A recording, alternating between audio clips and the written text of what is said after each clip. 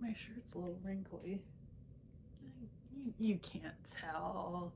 No one can tell. No one's gonna notice. We all live in wrinkly clothes every once in a while, right? That's my dog. She agrees. Wrinkled clothes are fine.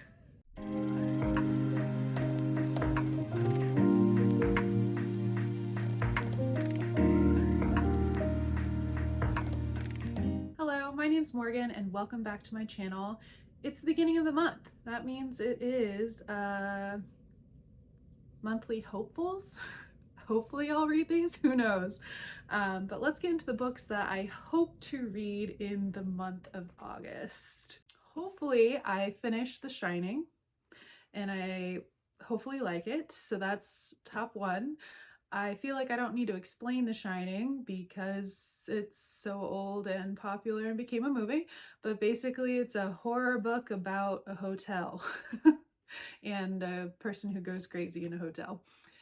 That's basically it. And then the next book I will have hopefully finished in August is The Sword of Shannara. I mentioned both of The Shining and The Sword of Shannara in my wrap-ups, but hopefully I will finish them. So I will put myself through the ringer and I will start the Elven Stones of Shannara, which is also a thick one. So hopefully I will pick that up. So it's just the continuation of The Sword of Shannara. I don't actually know much about this one because I haven't finished the first one, but I'm guessing it's a continuation of the epic story, but it has more of a focus on elves, it sounds like, because of the Elven Stone, but it also mentions the Elcrease, so we'll see. I know what these things are because I read the Genesis of Shannara first, and that's not recommended on the website for this to read first, but you know, I have a kind of an idea of what's going on, but I haven't read this one yet. So I hopefully will love the Sword of Shannara, which I think I will, and then I'll continue on to the next portion of this story. So I'm very excited to start these. The next book, if I need a little break from heavy high fantasy, I thought Legends and Lattes might be a nice break. I basically want a high fantasy with a double shot of self reinvention, but also low stakes. I mean, two orc and I guess that's a tiefling. I'm not sure, but you know, open a cafe and it's like still in a high fantasy world, but it's just running a cafe. I mean, I love coffee and I love fantasy. So I thought this would kind of give me that fantasy vibes, but not be so anxiety filled. But I thought it might be a nice light read for me to kind of start. So hopefully I'll love and finish this one. The next book that I hope to read is Station 11. Um, it's a dystopian. I think it's related to the pandemic. I don't know too much about it other than people really love it, and I think there's a Netflix adaptation, but it also won the National Book Award finalist. So it's just a finalist. Did this win the award? I don't know. I don't know if this won the award. But I read her other book, Sea of Tranquility. It was kind of a lukewarm experience. I liked it, but I didn't love it. So I'm hoping to read Station 11 and really love it. I'm hoping this is more pandemic-y or like post-apocalyptic kind of vibes. I really like her writing in Sea of Tranquility, so I'm hoping this will continue with this one, but we'll see. I think it's like what, 300 pages, small book, smaller. So we'll see if we get into this one. Oh, I found a 5-pound note. I live in the United States. I don't know how this got in there, but I'm pretty lucky. There's the queen herself, so I guess I should frame this because I don't know if I'll ever make it to the UK. So thank you, whoever put this, you know, in there. I found this book at Savers. So thank you for donating £5 that I also won't probably be able to use, but I appreciate it. It's gonna be like nice wall art.